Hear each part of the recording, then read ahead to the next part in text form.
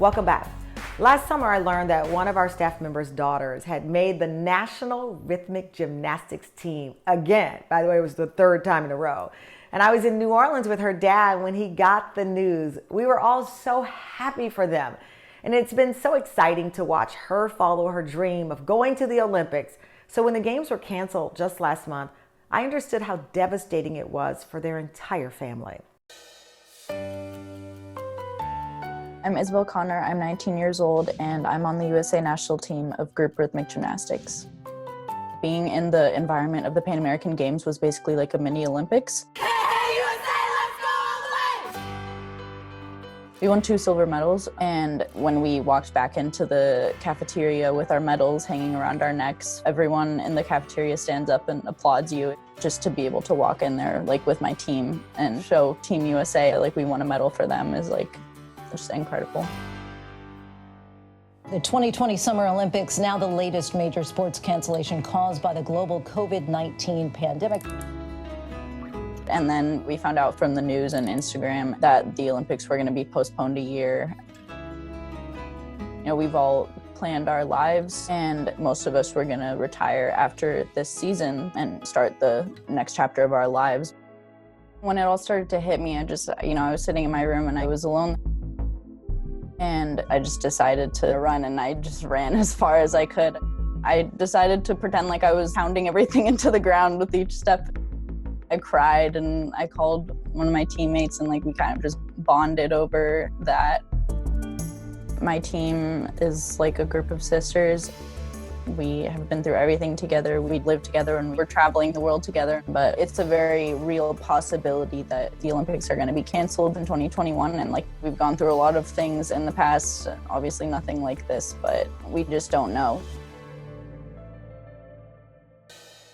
Please welcome Izzy Conner, who joins us in Cyber Hall from her family's home in Manhattan Beach, California. Izzy, it's so good to see you. I have to tell you, of course, I've been following all of these great accomplishments, and you were the first person I thought about when the announcement came down that the Olympics would be postponed. How are you holding up? Honestly, I'm doing pretty well right now. I've kind of figured out what works for me at this point. So yeah, things are going pretty well right now. So you made the Olympic prep team for the first time. That's in 2017. For perspective, what does that mean when a gymnast makes that team? On the group team, there's 7 gymnasts usually on the national team. So that means essentially you're in the top 7 of the country, and then there's also an individual national team. And, you know, making the group team for me was kind of like my last chance, because I was going to quit if I didn't make national team after my last year of individual. So, and that was my dream since I was really, really young. You learned that the games would be postponed in the most heartbreaking way. Social media. Tell me about that. Yeah, so we woke up on that morning to, you know, a bunch of news articles on Instagram and all over Apple News.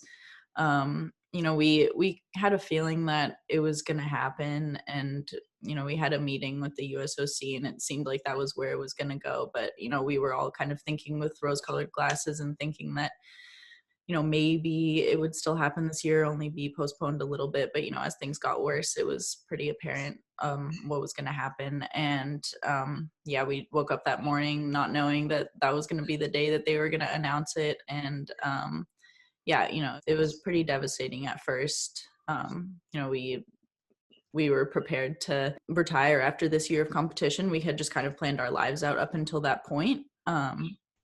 So we kind of had to completely reframe our plans for that we had been, you know, planning for our entire lives. So, yeah.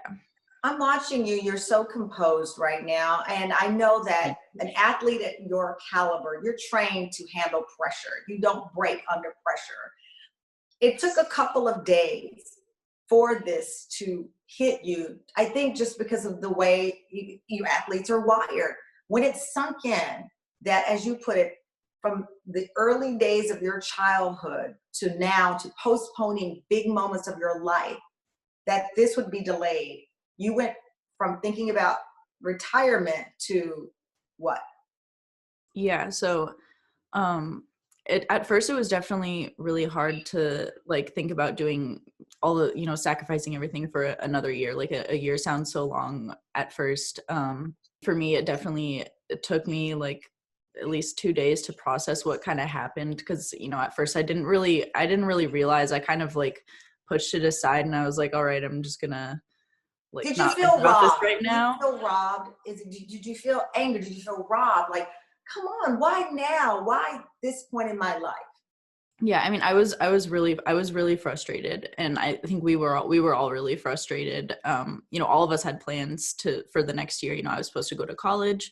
I had already deferred for 2 years, so I had to figure that out. And, you know, I'm away from my family, my dad, my dog back home, all year. So when it hit me, like, I just felt like I needed to like run for as long as I could. You know, I just, when I went outside of my apartment and I just like ran as far as I could, and, you know, cried and like let everything out. You know, called teammates, parents, friends, and, you know, let it go.